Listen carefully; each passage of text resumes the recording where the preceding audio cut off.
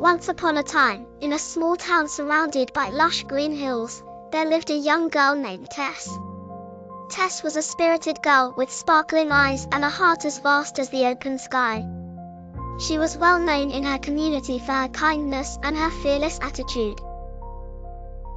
One sunny afternoon, as the warm beams of sunlight kissed the bustling streets, Tess was skipping down the road after her school day.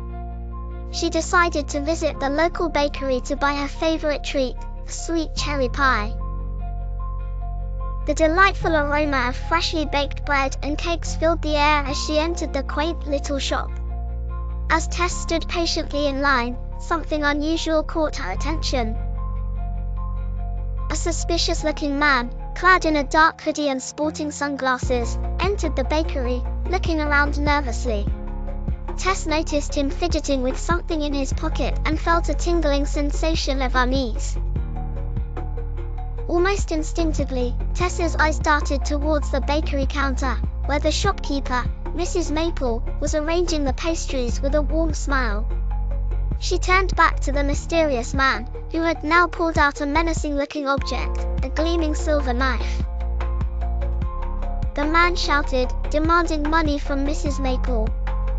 Fear gripped the customers, freezing them in place. Tess's heart pounded, but she knew she had to do something. Quick-witted as always, Tess spotted a pile of day-old bread and had a light bulb moment. Her little fingers swiftly grabbed a loaf and, with all her might, she tossed it towards an open window behind the man.